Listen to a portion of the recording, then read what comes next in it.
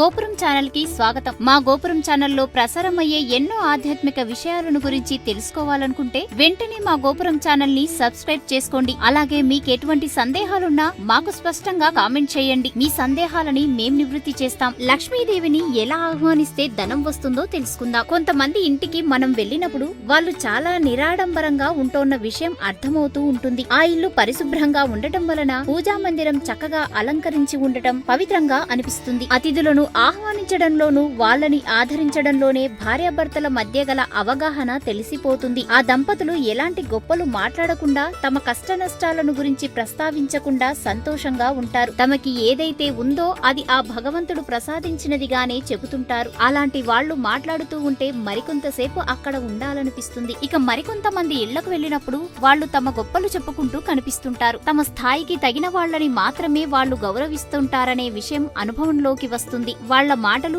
చేష్టలు అహంభావానికి అద్దం పడుతుంటాయి. అతిథులుగా వచ్చిన వారి ముందే ఆ దంపతులు మాట అనుకుంటూ ఉంటుంటారు. వచ్చిన వాళ్లకి అది ఇబ్బందిని కలిగిస్తుంది గనక సాధ్యమైనంత తొందరగా అక్కడి నుంచి బయటపడిపోతుంటారు. ఇలా గొడవలు పెట్టుకునే వారి ఇంట్లో ఇతరులు ఎలా ఉండలేరో లక్ష్మీదేవి కూడా అలాగే ఉండలేదని ఆధ్యాత్మిక గ్రంథాలు చెబుతున్నాయి. సుఖదుఖాలనేవి అందరి జీవితంలోకి తొంగి చూసి వెళుతుంటాయి. వాటికి అంతటి ప్రాధాన్యతని ఇవ్వకుండా ఏ ఇంట్లోని వారైతే ఎప్పుడు సంతోషంగా ఉంటారో ఆ ఇంట్లో ఉండటానికి లక్ష్మీదేవి ఆసక్తిని చూపుతుందని చెప్పబడుతోంది. ఏ ఇంట్లో నిత్యం గొడవలు జరుగుతూ ఉంటాయో, తాత్కాలికమైన విషయాలను గురించి విచారాన్ని పొందుతుంటారో అక్కడి నుంచి లక్ష్మీదేవి వెళ్లిపోతుందని స్పష్టం చేయబడుతోంది. అందువలన ఎప్పుడు సంతోషంగా ఉండడానికి, సంతృప్తితో కూడిన జీవితాన్ని గడపడానికి ప్రయత్నిస్తూ ఉండాలి. అలా చేస్తే అది సాక్షాత్తు లక్ష్మీదేవిని ఆహ్వానించినట్టే అవుతుందని చెప్పడంలో ఎలాంటి సందేహం లేదు. ఓం లక్ష్మీదేవియై నమః. స్వస్తి.